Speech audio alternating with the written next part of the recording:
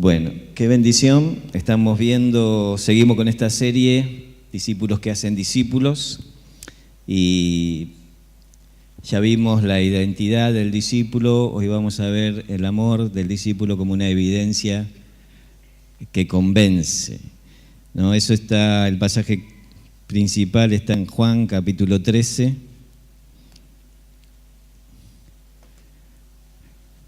versículo 35. Dice: en esto conocerán todos que sois mis discípulos, si tuviereis amor los unos con los otros. ¿No? La evidencia de que Dios está con nosotros es que nos amemos unos a otros, es lo que está diciendo el versículo. No hay manera de descubrir a Dios de alguien que viene de afuera, alguien que está desprovisto de todo lo espiritual y de repente se encuentra con una comunidad que se ama, que se expresan amor unos a otros y dice: Dios está ahí. Y había visto la naturaleza y no lo veía a Dios. Y veía todo lo que pasaba a su alrededor y no lo veía a Dios, y veía el mundo convulsionado y él no entendía nada, y veía las estrellas y no lo veía. Y había escuchado de milagros y no lo veía a Dios, pero cuando entró en una iglesia y vio que las personas se amaban, se encontró con Dios. Qué importante que es manifestarnos el amor unos a otros, ¿no? Yo he hablado tantas veces del amor y todavía no alcanzo a decir nada de lo que es el amor de Dios, ¿no?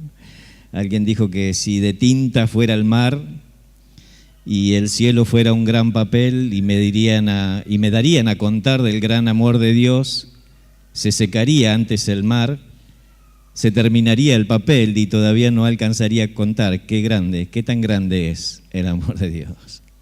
Es decir, que toda mi vida expresando o predicando el Evangelio y hablando de estas cosas no podría, pero la Biblia habla de que entre todos podríamos por lo menos calcular que no se entiende, ¿no? Por eso dice: entender todos juntos cuál sea la anchura, la profundidad y la altura. Y si todos contáramos del amor de Dios, ¿no?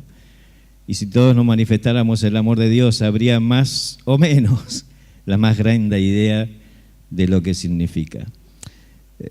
Hoy quisiera hablarles del amor desde un punto diferente, o mirarlo de otro ángulo, porque es tan grande, ¿no? Y quiero que te fijes en Primera Crónicas, porque lo quiero relacionar con el discipulado. Y entonces, cuando descubro en la Biblia dónde es la primera vez que aparece discípulos, la palabra discípulos, es en Primera Crónicas capítulo 25. Y esa es la idea principal de lo que va a significar ser un discípulo.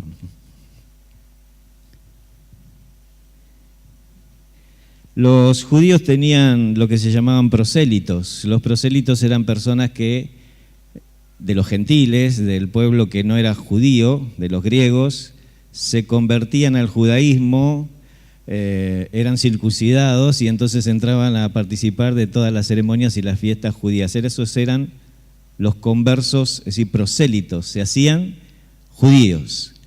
Pero la palabra discípulo es diferente. La palabra discípulo significa aprendiz. Es un alumno, ¿no? Acá Griselda estaba pidiendo maestro, nosotros tenemos que buscar alumnos. Y nunca está solo. O sea, si hay un discípulo hay un maestro siempre. Y esa es la idea del discípulo, alguien que está aprendiendo de otro, ¿no? Y esto aparece por primera vez en Crónicas capítulo 25, en el versículo 8, está hablando de la distribución de los músicos y de los cantores, cómo ellos se organizaron en la alabanza, y había más de 200 personas ahí trabajando en la alabanza por turnos. Los padres de familia eran los encargados de dirigir la alabanza en los grupos que le tocaban. Imagínate, cada papá dirigiendo la alabanza en su hogar, formando a sus hijos en la música, para después ir a la iglesia, y en el turno que le tocaba era esa familia la que intercedía. Y dice el versículo 8: y echaron suertes para servir por turnos, entrando el pequeño con el grande, ¿ves los dos? Lo mismo, para explicarlo la frase anterior, el maestro que el discípulo. Y ahí aparece por primera vez la palabra discípulos, ¿no? Así que el maestro, el que le estaba enseñando un instrumento a su alumno, entraban juntos en el orden que le tocaba justamente para que el alumno tuviera la oportunidad de que con el maestro se animara mejor. El maestro cubría los errores del alumno o le iba señalando con un guiñe por dónde tenía que pasar la música. Así que la primera idea de un discípulo está relacionada con la música, con todo el ambiente de la música, de la orquesta, de los cantores, y ahí aparece el aprendiz. Y a mí me encanta esta idea porque nosotros fuimos creados según Dios, como dice en Efesios capítulo 1. Dios nos creó, después dice que el Hijo nos rescató y nos redimió, y en la tercera parte habla de que el Espíritu Santo nos selló, y todos ellos, las tres personas que conforman Dios, tienen el mismo propósito en Efesios capítulo 1, que seamos para alabanza de la gloria de su gracia. El Padre nos creó para eso, el Hijo nos creó para eso, el Espíritu Santo nos creó para eso. Fíjate, Él nos ha creado para que conformemos la orquesta de alabanza de Dios. Es decir, que cada uno de nosotros conforma en sí una nota musical en todo ese pentagrama que Dios está escribiendo. Yo soy una negra, por ejemplo. ¿Ves ahí? Vos sos una blanca. Una semicorchea. ¿Ves? Fíjate imagínate si todos fuéramos la misma nota, ¿no? Qué música monótona sería, ¿no? Pero en la combinación de unos y otros, en las diferencias de unos y otros, se va conformando la maravilla de Dios para que un día todos conformemos aquel propósito para que el Dios nos llamó, alabar a Dios.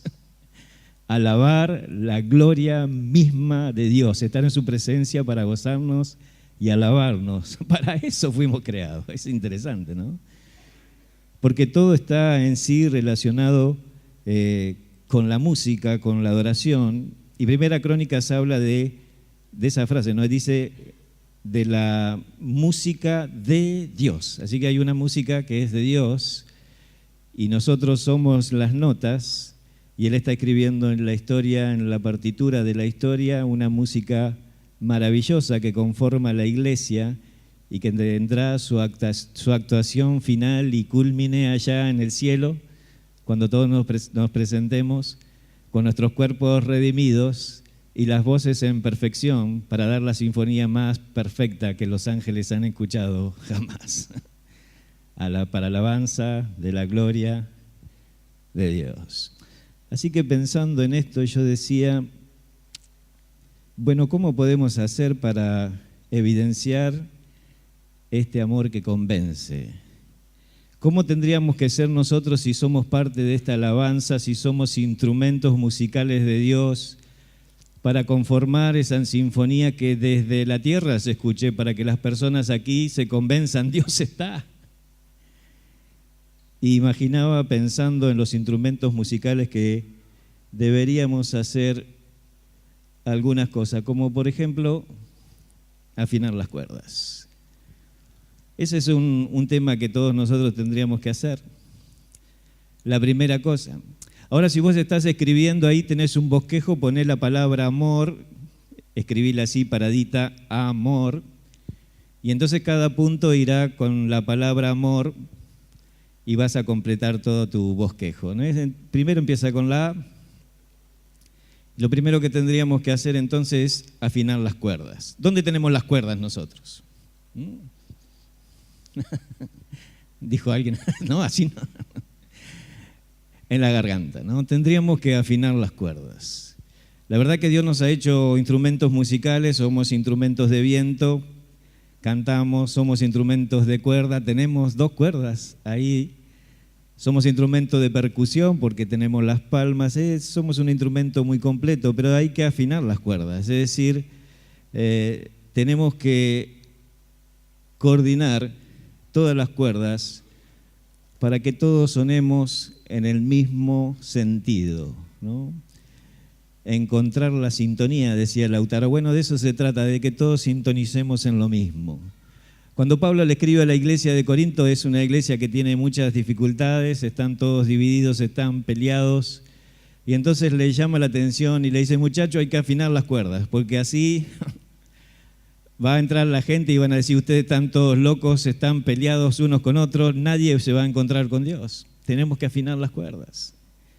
Y entonces le dice a los hermanos: os ruego pues, hermanos, 1 Corintios 1:10, por el nombre de nuestro Señor Jesucristo, que habléis todo una misma cosa. Afinen las cuerdas. Porque si no decimos lo mismo, no vamos a poder convencer a las personas de Dios. No vamos a poder convencer, tenemos que hablar las mismas cosas, predicar el mismo evangelio, centrarnos en los mismos principios, tratarnos de la misma manera.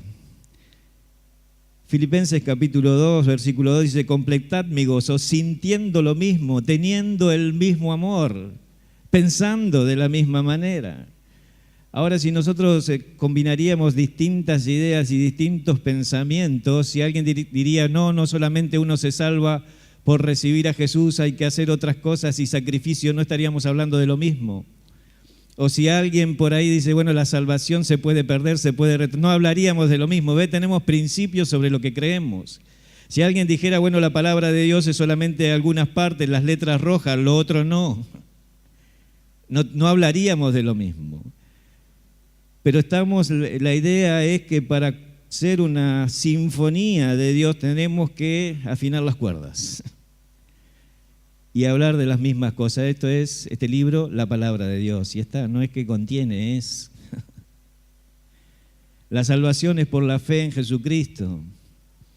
Y tantas otras doctrinas que vamos a hablar lo mismo. Pero también hablar lo mismo desde el interior, desde lo personal. No podemos ser espirituales en la iglesia y en la calle dejar de serlo, o en el trabajo ser otra persona. Hablan lo mismo. Porque el incrédulo dice: bueno, vos sos el cristiano, ¿cómo lo hablas así? Y entonces no le damos crédito ni oportunidad al que no cree para que llegue hasta Jesucristo. Tenemos que tener la misma sintonía. Tenemos que sonar igual en todas partes.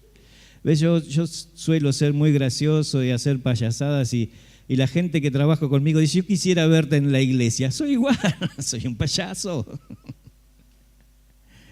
Como si estuviéramos mudando la situación o cambiando o tratando de aparentar en un lado ser alguien, en el otro lado no, la idea es siempre igual. Y tener el mismo sonido afinado. Mira, hay muchos pasajes para hablar de eso, pero quiero mostrarte con las notas algo que puedas recordar. Empezamos con do y re. ¿Cómo tengo que hacer para afinar mi vida en sintonía para que suene como Dios? Bueno, con el do, dominando el pulso. Re, teniendo una referencia precisa. Dominando el pulso. Eclesiastés, en el libro de Eclesiastés hay un pasaje que tardé mucho en entender.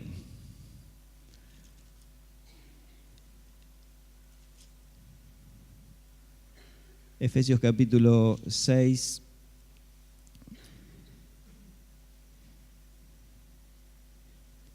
capítulo 7, versículo 16.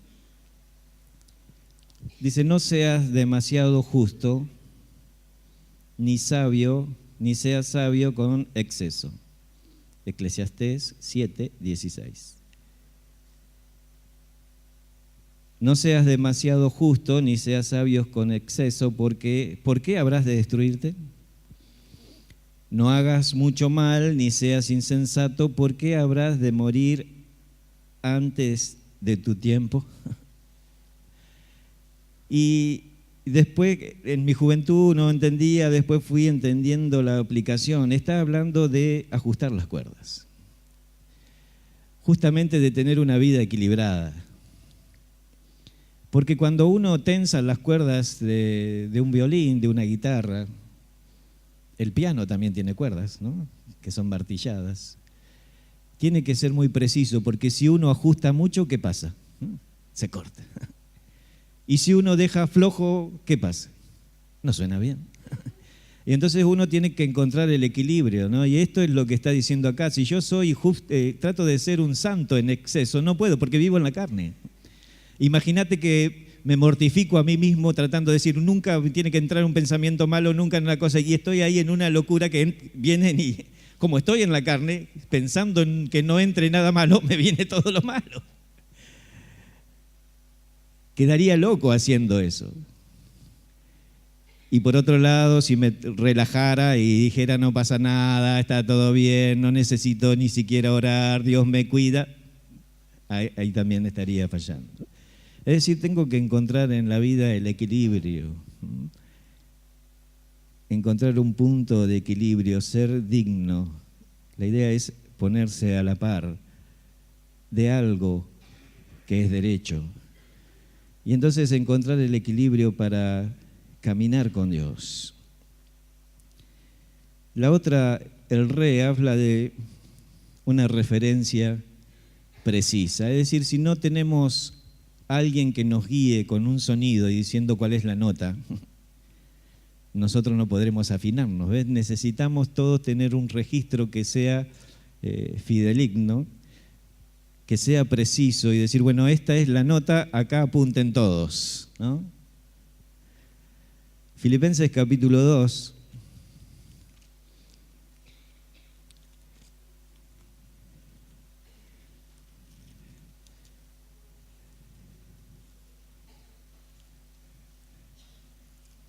No se preocupen. En los cines y en las iglesias siempre te da tos. No sé por qué.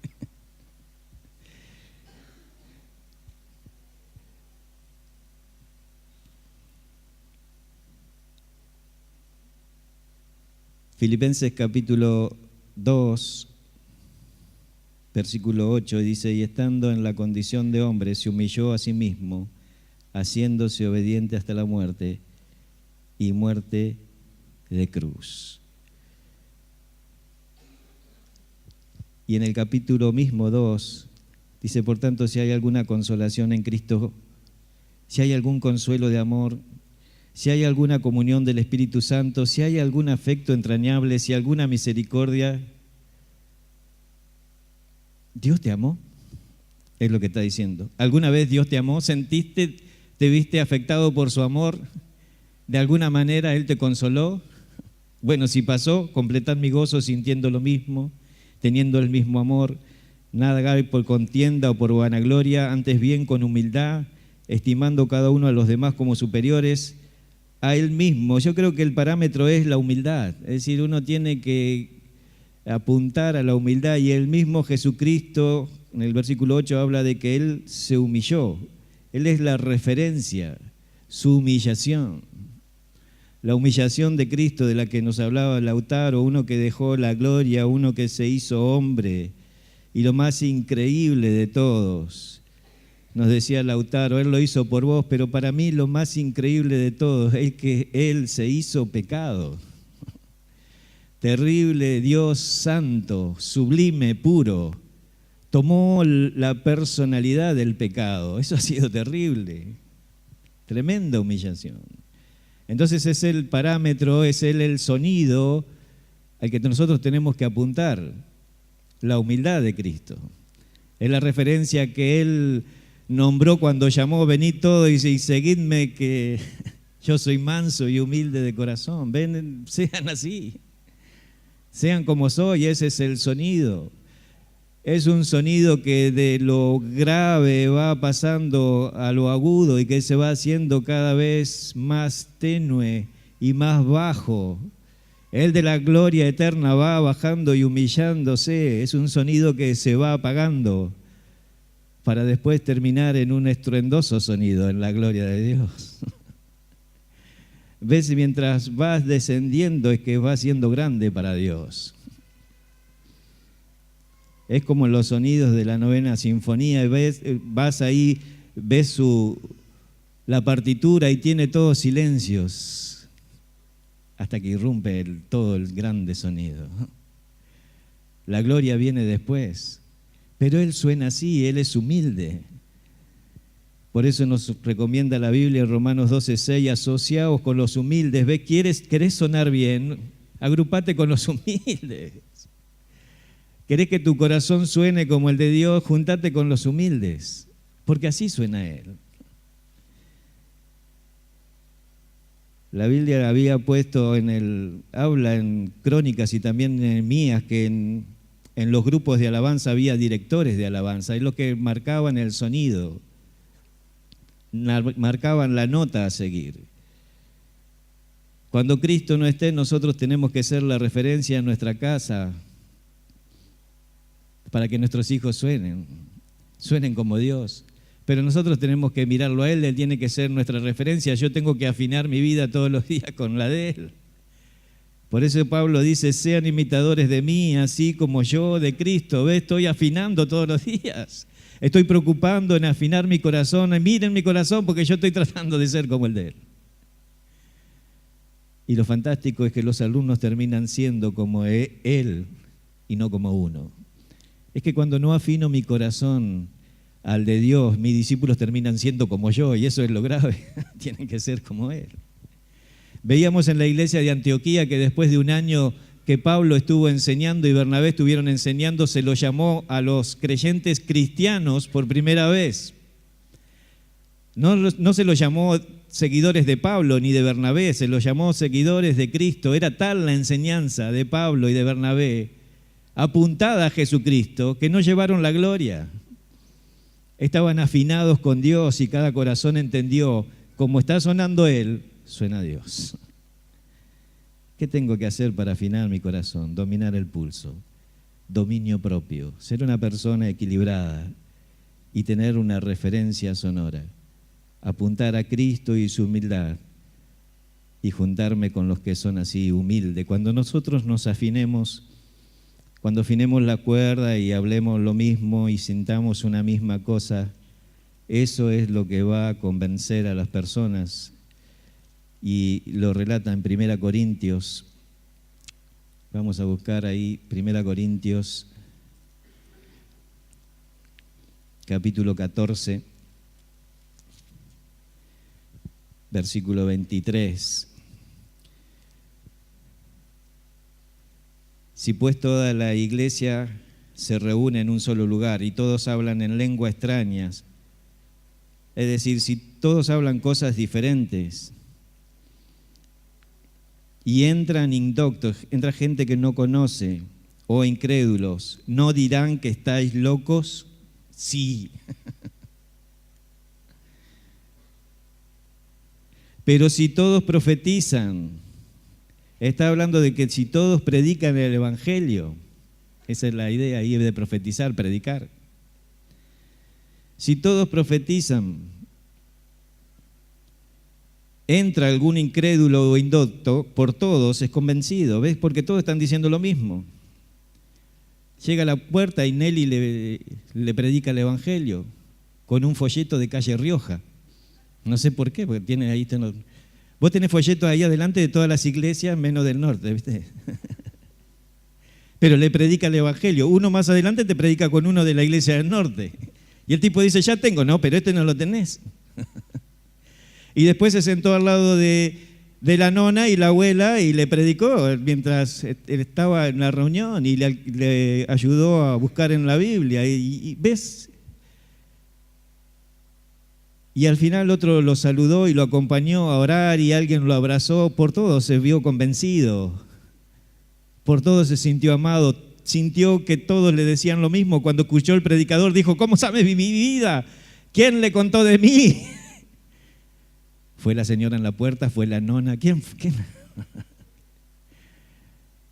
Y entonces si todos decimos una misma cosa, si todos afinamos nuestras cuerdas hacia el mismo sentido, si todos apuntamos a hablar como Cristo habló, en todas partes, en nuestra casa, en el trabajo, en la escuela, en la universidad, si todos sonamos así, ¿quién no se va a convencer?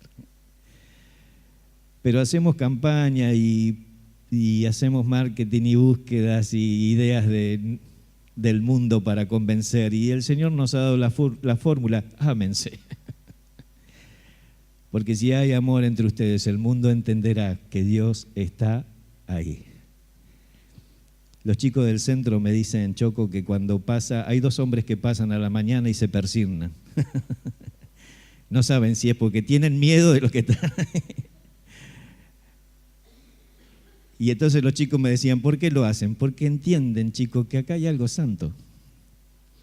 Es su costumbre, ellos pasan por el frente de una iglesia y se persignan, pasan por el Gauchito Gil, se persignan, pasan por el Gauchito Vivo, viste que uno es Gil y el otro también se persignan, y ellos entienden que en este campo hay algo de Dios.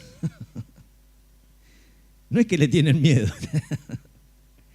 ¿Ves? Ellos van entendiendo que hay algo de Dios acá, es diferente. Y es muy lindo ver cuando los familiares llegan y no sé, de ellos hay un árbol, hay pasto, como en otras partes, pero dice, acá hay Dios, está Dios. Porque al sentir que hay un afecto por personas que siempre fueron rechazadas, entienden, Dios está ahí, porque ni yo quería a mi hijo. Dice, ni yo lo soportaba más a mi esposo, ¿cómo es que ustedes lo quieren? Porque si hay amor, las personas se van a convencer y entonces buscamos qué fórmula hacemos, de qué le decimos. No, tenemos que amarnos. Y las personas entenderán que Dios está ahí, un Señor, una fe, un bautismo, un Dios y Padre de todos. Apuntemos a lo mismo. Sonemos de la misma manera. Lo mismo que vaya yo, que vaya otro de nosotros, sabiendo que va a decir las mismas cosas. Qué importante que es eso. Era para Pablo tener a Timoteo. Él le va a decir lo mismo que yo les diría. Lo mando a Tito, le va a decir a Epafras, le va a decir lo mismo que yo diría. Qué fantástico es eso. Sonar de la misma manera. ¿Ves? Cuando tenés un instrumento también, hay otra cosa que tenés que hacer y estás poniendo las letras. Viene la M, tenés que mantener el instrumento. ¿Ves? Tenés que hacerle mantenimiento para que pueda funcionar. Porque si no se atasca, si no se rompe, y entonces tenés que cuidarlo, ¿no? Los que tocan acá instrumentos saben de eso, ¿no? A ninguno le gusta prestar su instrumento, ni el caballo. Dice ahí la Biblia en Judas, que no tiene capítulos, así que es uno solo, versículo 21 y 22, conservaos en el amor de Dios. A algunos que dudan, convencerlos, a otros salvad, arrebatándolos del fuego. Conservaos en el amor de Dios. Esto habla de mantenimiento. ¿Cómo tenemos que mantenernos? Conservados. Hacé de cuenta que estás en una lata, ¿no? Y una lata de conserva, y ahí tiene el aceite, y estás conservado, y todo lo ingrediente de la conserva es el amor de Dios. Ahora es extraño porque la idea de la conservación de Dios no es encerrado, sino saliendo. Es decir, estás afuera y estás siendo conservado, ¿no? ¿Usted cómo se conservaría, no? Si usted quiere permanecer más tiempo, va y se congela, ¿no? Se mete en un freezer y dice, yo me estoy conservando. Una señora se ponía crema de tortuga, Tortulán, decía, yo con eso me estoy conservando. Se arrugaba más y yo no he visto una tortuga con la piel lisa. Y así un montón de personas van buscando, hay conservantes naturales, la gente conservaba las cosas con la sal, el limón es un conservante y hay tantos otros productos que conservan. Un compañero me dice, yo me conservo en el alcohol, así que voy a vivir mucho. No, pero eso lo conservan los...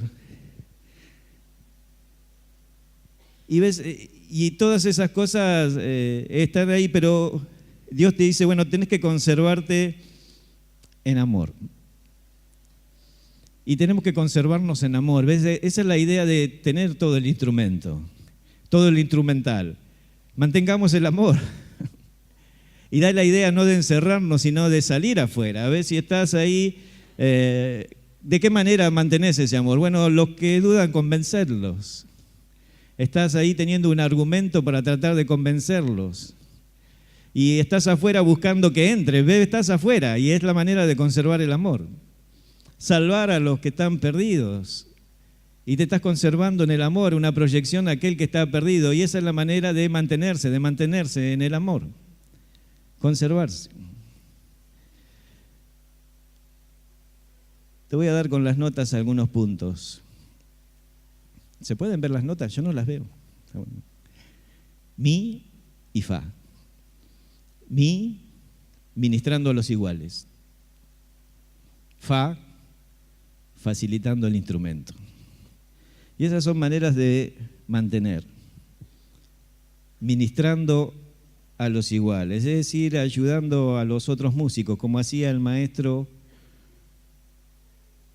en Crónicas, enseñándole a su discípulo. Hay un pasaje que está en Hebreos capítulo 10, y es una manera de ministrarnos. Hebreos capítulo 10, versículo 24.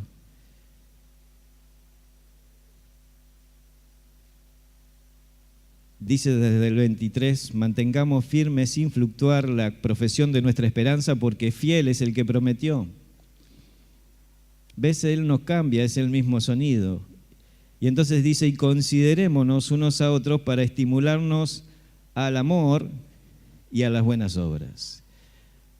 La palabra estimularnos es parasomus, una palabra que en el castellano es paroxismo, y que es la exaltación extrema de los afectos y de las pasiones que pueden ser provocados por estimulantes.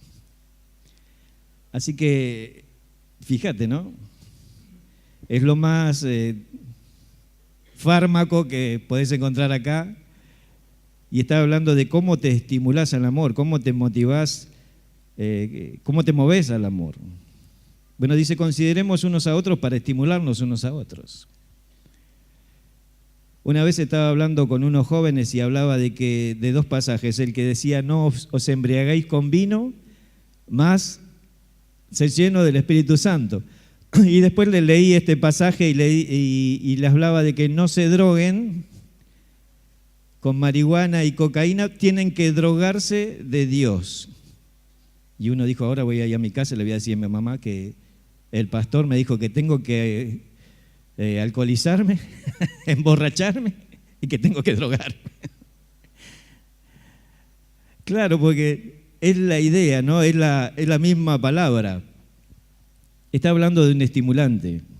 Los estimulantes, hay estimulantes que son de todo tipo, están fabricados y están los naturales. La yerba mate que nosotros tomamos todos los días, que tiene un porcentaje de cafeína, es un estimulante. El café es un estimulante. La idea es mantenernos despiertos, mantenernos alertas, darnos más tiempo para trabajar, para hacer las cosas. Y entonces tomamos café, tomamos té, son estimulantes.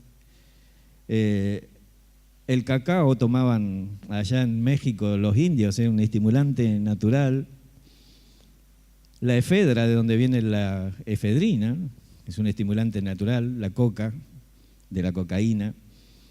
El guaraná, que es una especie también de hoja mucho más potente, 4 veces más que el café, más fuerte, estimulante.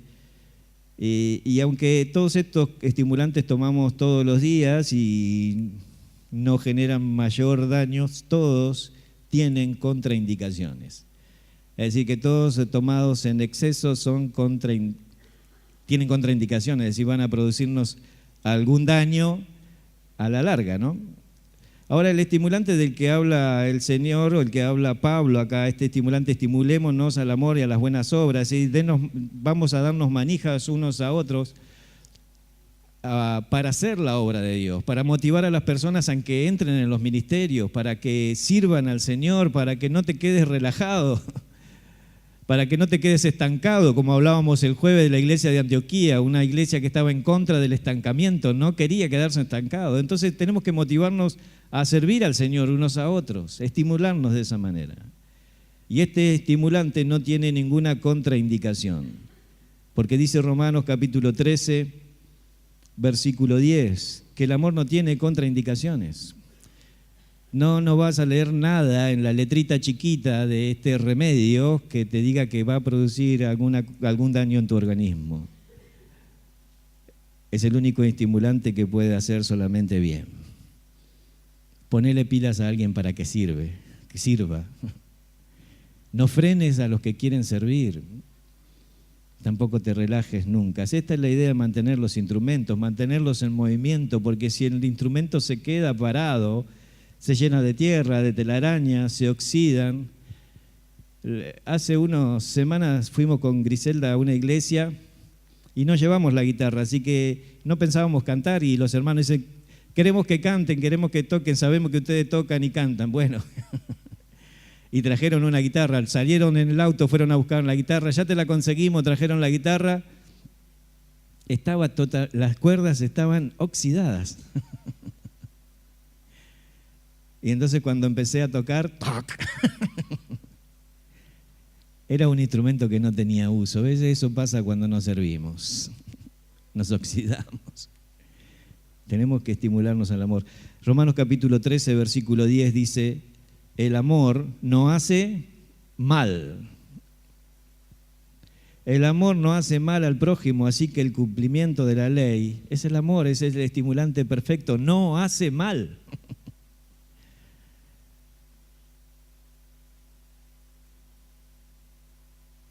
Por eso es la mejor de todas las pastillas naturales que podrías tocar, por decirlo así. No estoy diciendo que te drogues, no vayan a decir,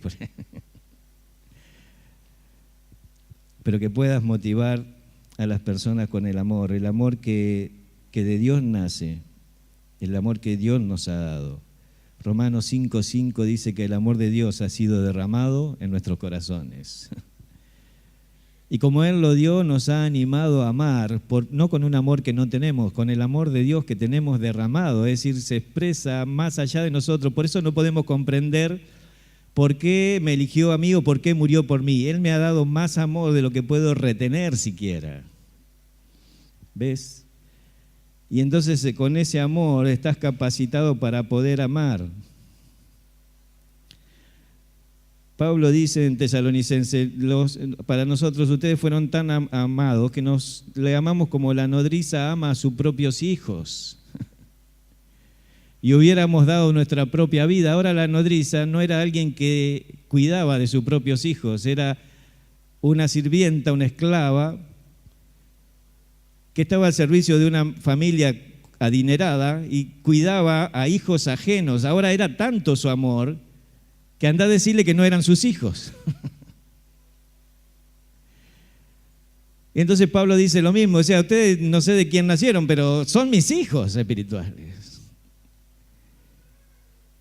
Y lo estoy amando y lo estoy cuidando de esa manera porque quiero mantener los instrumentos, porque han llegado a serme muy queridos. Mira, vamos a ver algo más. Con la letra O.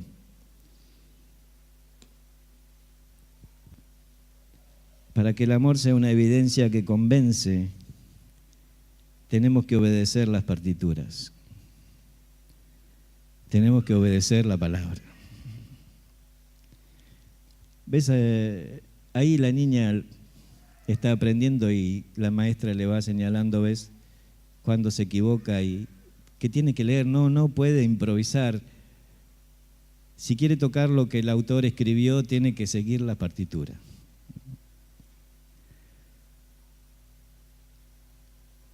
Dice la Escritura, y nosotros tenemos este mandamiento de Él, el que ama a Dios, ame también a su hermano. Hay más de 38 pasajes en la Biblia que hablan de unos a otros. Exhortaos unos a otros, perdonaos unos a otros. 38. Como para convencernos de que esa es la manera, es un mandamiento, el de amar al hermano. No podemos salirnos de la partitura, no podemos llegar a decirle a nadie que no nos sirve, que no es útil, que no es parte, que no es familia. Tenemos que obedecer las partituras y obedecer la palabra.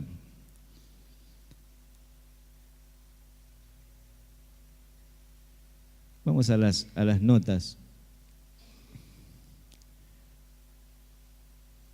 ¿Cómo hacer para seguir las partituras? Bueno, hay que soldarse al autor. Hay que soldarse al autor. Y la segunda, con lamentar los errores. Hay que soldarse al autor. El Salmo 119, versículo 31 dice, me he apegado a ti. Es una de las palabras que más fuerte para nombrar un pegamento indestructible. Me he apegado a tus testimonios, no me avergüences. Es decir, me pegué a tu palabra. La idea es que ya soy parte de tu palabra. Pablo le escribe a la iglesia, dice, hablando entre vosotros con salmos, con himnos, con cánticos espirituales. Y funciona de una forma tan natural como respirar. La palabra te sale de adentro, es natural. En todas tus conversaciones aflora la palabra de Dios. Cuando tu vida es así, cuando está llena de Dios. Y entonces hay que apegarse a tu testimonio. No me avergüences. La idea es que él había sido avergonzado por despegarse de la palabra. Es decir, dejé la partitura, alguien me retó. Cuando me salgo de la partitura, la profesora me pega. Algo está mal, te toca, volvé, hacelo de nuevo. Hay una vergüenza en ese sonido que sale de toda la melodía y que está equivocado. Cuando fallamos a Dios, dejamos de sonar como Él quiere. Y entonces sentimos la vergüenza de haber fallado. Entonces Él dice ahora, me pegué. No quiero ya sentir esa vergüenza. El decir cómo me aconsejaron y no seguí lo que me dijeron.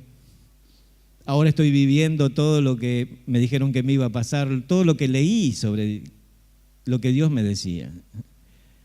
No quiero pasar más la vergüenza, el decaimiento, quiero apegarme a tus testimonios, quiero hacer las cosas bien. No quiero esperar destruirme o fracasar o la vergüenza o un matrimonio destruido y recién buscar a Dios para leer la partitura. Padres fracasados y destruidos con los hijos, lee las partituras. Hijos rebeldes lejos de la familia y de Dios, lee las partituras. Porque cuando te salís de la palabra no encontrás más que vergüenza. En el cielo, dice Juan, habrá dos cosas, confianza y vergüenza. ¿Sabes qué es la confianza? De aquellos que vivieron en la tierra pegados a la partitura. Van a estar confiados. Estoy delante del trono, estoy delante de Dios. Me pegué a tu testimonio, tengo confianza. Pero si me salí de la partitura y estoy en el cielo, porque Dios me salvó, ya sé que Él me salvó igual, ¿qué voy a sentir? Vergüenza. Porque no puede sonar mi vida a la misma sintonía de la gloria celestial que hay ahí. No coincide conmigo, confianza y vergüenza. Me he apegado a tu testimonio. Ve, hay que soldarse al autor. Porque Él es el autor, dice la Biblia, es el autor de la vida. Y no hay manera de poder vivir bien si no seguimos al autor de la vida. Yo puedo interpretar algo que escuché por ahí a mi manera, nunca sonará como el autor si no sigo la partitura.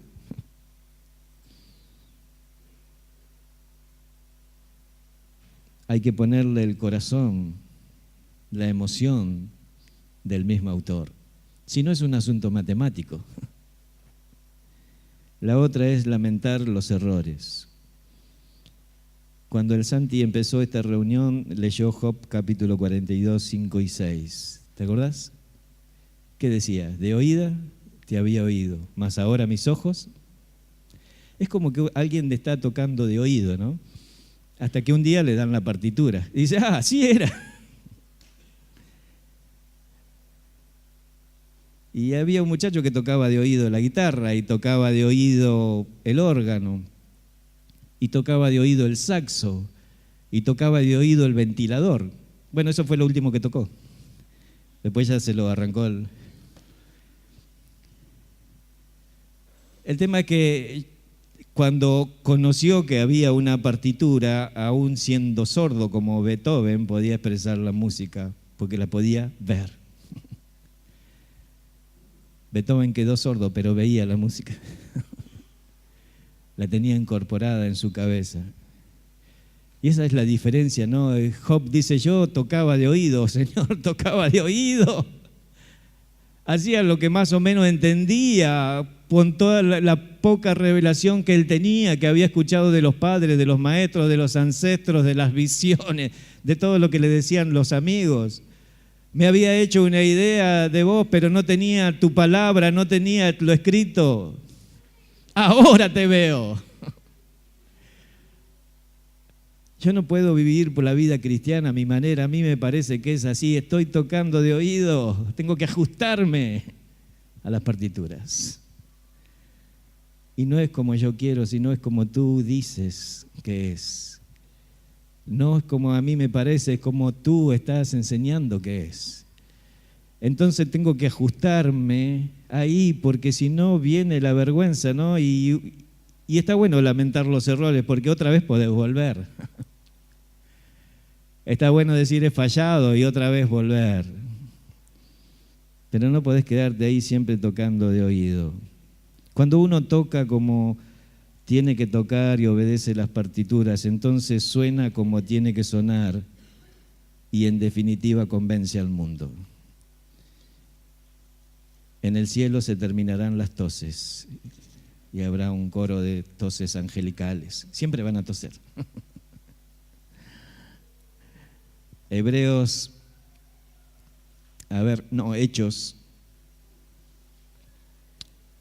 Hechos capítulo 4.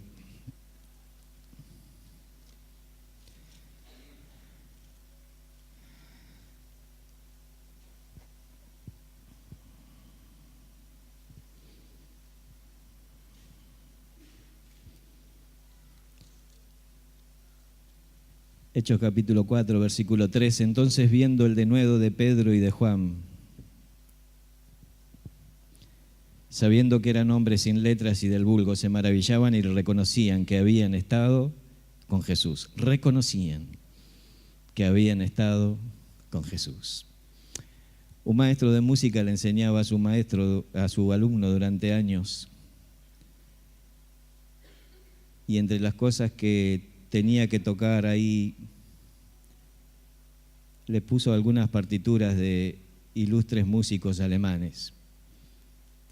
El muchacho podía tocarlo todo y leerlo todo.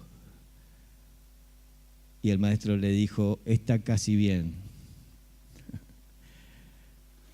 Y el alumno preguntó, ¿en qué fallé, maestro? Y él dijo, te faltó el espíritu. Es decir, hiciste todo lo que las notas dicen que tenés que hacer. No fallaste en nada, te faltó la emoción. Te faltó las ganas de hacerlo. ¿Ves el título de esta sinfonía? Ponele emoción. Ponele la vida del autor. Pero fue por la calle y había un vagabundo. Alguien dejó un piano en la calle porque tenía una de las notas que no sonaba bien, era un piano viejo y lo puso en la calle. Pasó un vagabundo, había sido un músico. Y empezó a interpretar la misma melodía en el piano, todo sucio, harapiento, pero con la misma emoción que expresaban las tristezas de aquellas notas. El maestro pasó y dijo, lo hiciste perfecto. Porque le puso todo el espíritu que tenía, porque la letra mata, el espíritu vivifica. Tenía que sacar el espíritu, interpretar la emoción del autor. Cuando esta gente escuchó a Pedro y a Juan predicando el Evangelio, dijeron, reconocieron, lo hacen igual que Jesús. No solamente hablan de Jesús, hablan como Jesús, son como Jesús. Porque expresaban la misma calidad del Evangelio con la misma emoción, el mismo corazón, la misma entrega, de nuevo, total libertad, total compromiso con la verdad, total misericordia con los oyentes. Reconocieron que eran Él. Hay algo más.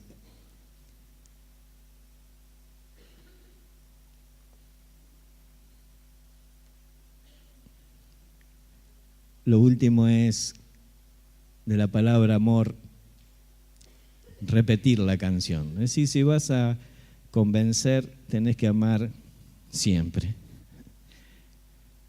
Tenés que seguir las partituras siempre. Es decir, todos los días. La Biblia habla de que Él nos ama con un amor inalterable. La idea es que nos amó desde el principio, dice Juan, hasta el fin. Es decir, de la misma manera Él nos fue amando y nos va amando todos los días. Y es decir, tenemos que practicar el amor como un asunto de todos los días.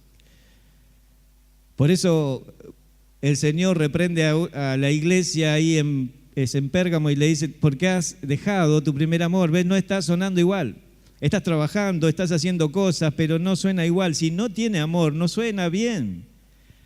Pero yo hice esto, hice lo otro, y entonces escribe Corintios capítulo 13, Pablo a la iglesia, dice, si no le pusiste amor, no importa que entregaste tu cuerpo, que diste todos tus bienes, no vale, no suena bien. Y en Corintios 16 dice, todas vuestras cosas sean hechas con amor, todo. Lavar los platos con amor. Barrer con amor, limpiar con amor.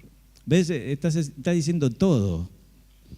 Porque cuando hacer las cosas con amor tiene el condimento exacto para que todo tenga el sabor de Dios, hacerlo con amor. Cuando uno disfruta de algo que está bien hecho y le preguntas ¿cómo lo hiciste? Y con amor. No te quiere decir la receta, ¿viste? Y entonces el Señor te va, si vos no tenés amor, Él te va probando con la boca. ¿Viste los bebés cómo hacen para probar las cosas? Están probando todo con las manos y las llevan a la boca y ahí prueban qué es. ¿No es así? Y entonces el Señor cuando le habla a la iglesia de la Odisea dice que si no eres tibio, no eres, ¿cómo es? Frío o caliente, si eres tibio, te vomitaré. ¿Con qué nos probó? Con la boca. ¿Qué está buscando el Señor en nosotros? ¿Qué sabor? Amor. Amor. Está buscando en nosotros, nos pone en sus labios y está buscando ese sabor que lo hace tan particular a la marca registrada de Jesucristo. Amor. Y nosotros tenemos que repetir una y otra vez esta melodía para que nos salga bien, para que pueda sonar como Dios. Dice en Deuteronomio capítulo 6, me quedó chiquito ahí, Coqui, ¿no? Voy a leer en este. Amarás al Señor tu Dios de todo tu corazón y de toda tu alma y con todas tus fuerzas, y estas palabras entrarán sobre tu corazón y las repetirás a tus hijos. Y hablarás de ella estando en la casa y andando por el camino y al acostarte y cuando te levantes. Repetir. Repetir una y otra vez, repetir. El amor no depende de un estado de ánimo, es una decisión, parte de la obediencia. Es una orden impresa de Dios. Es el resumen de todo lo espiritual. En esta sentencia se resume, amarás, amarás. Es la decisión del corazón de expresarse y de darse por el demás. No parte, bueno, no lo siento, no es sentirlo, es decidirlo. Y repetirlo todos los días, una y otra vez. Pablo le escribe a los filipenses, miren, a mí no me molesto escribiros las mismas cosas y para vosotros es seguro. Yo no tengo problema en repetirle. Y le escribe a Timoteo, ejercítate para la piedad. Es decir, repite las cosas piadosas una y otra vez. La palabra es gimnasio. Ejercítate. Cuando uno va al gimnasio, ¿qué hace? 1000 de esto, 1000 de lo otro, y siempre lo mismo. Un pastor me decía, ¿querés hacer gimnasia espiritual? Bueno, dice, agarrá la Biblia y hace así, ¿ves? Hace así, subí, bajá, y te salen unos músculos. Pero se trata de vivir esta experiencia, ¿verdad? De aplicarla todos los días, de bajarla a la práctica todos los días y decidir amar para poder convencer a las personas. Sé ejemplo en palabra, conducta, amor, espíritu, fe, pureza. Palabra, conducta, amor, espíritu, fe y pureza. Palabra, ¿qué tenía que hacer Timoteo? Repetir. Y mañana hacer un ejemplo en palabra, en conducta, en amor, en espíritu, en fe. Ejercítate, repítelo. Para que las personas puedan reproducirse en el amor. Miren, en esta serie de discípulos vamos a ver que todos la idea es reproducirnos en alguien. Y si lees el capítulo de Génesis, en los primeros versículos dice que cada uno de los animales se reprodujo según su género. Y cada una de las semillas se reprodujo según su género. Es decir, no hay zapallos dando mandarinas. ¿Ves? No vas a reproducir a alguien como Jesús si vos no sos como Jesús. Ellos van a ser como vos. Vos tenés que ser como Él. Amén. Y para eso hay que afinar las cuerdas, hablar lo mismo, hacer un mantenimiento de los instrumentos, de los otros instrumentos. Hay que facilitar a veces el instrumento, hay que darle amor a las personas, un amor que no recibieron. Hay que obedecer las partituras, no salirnos de la palabra, y hay que repetir la canción. Ahora la última nota quisiera dejársela para alguien que está por primera vez. Porque si alguien está aquí por primera vez y dice, yo estoy fuera de la orquesta, bueno, es la oportunidad para entrar. Y se puede entrar escuchando, como dice también en las cartas, el evangelio del amor o el amor de la verdad. Y el evangelio del amor y el amor de la verdad es que Jesucristo vino a morir por nuestros pecados, que Él tomó la personificación del pecado, como hemos leído en esta mañana. ¿A quién le gustaría interpretar el pecado en una obra de teatro? ¿No? Pero Él vino y interpretó el pecado. ¿Por qué? Porque el pecado en sí no se puede castigar. Nadie puede poner todos los pecados en una bolsa y darle patadas y quemarlo. ¿Por qué no se puede castigar el pecado? Porque no es una persona. El pecado tenía que ser personificado para poder ser castigado. ¿Quién quiere tomar el papel del pecado? Que levante la mano. Jesús. Se hizo pecado, lo hizo pecado. Y entonces, como se personificó en el pecado, era posible poder castigar el pecado y pagar las deudas de la humanidad. Cristo tomó el papel que ningún actor quisiera tomar jamás, ser el pecado. Y fue el pecado en la cruz para que todos nosotros pudiéramos ser justificados y perdonados por esa muerte y tener esperanza por su resurrección. Así que, ¿querés recibir a Cristo? Mirá, la última nota no te deja más alternativa, ¿no? Si puedes creer. Y es la nota que estás formulando en tu cabeza, porque no hay un no entre las notas musicales. Puede haber un fa, ¿viste? Cuando estás fa. Pero solamente hay un sí. Porque el creador de la música ha diseñado esto para que llegues a Él. Él nos amó de tal manera para que podamos encontrarnos con Él. Y el Señor le dijo a un hombre, si puedes creer, todo es posible. ¿Crees que Jesús te salvó? ¿Crees de todo corazón que Él pagó por tus pecados? Yo te invito a hacer una oración y culminamos. Cerrá tus ojos ahí, inclina tu cabeza, decirle al Señor, imagínate, estás solo con Él. Y repetí de corazón, Señor, perdona mis pecados. Señor, me he equivocado antes, no conocía la partitura, pero ahora te veo. Perdóname. Quiero ser un hijo tuyo. Quiero que me hagas una nueva persona y quiero que mi vida comience a sonar diferente a partir de hoy. Sálvame.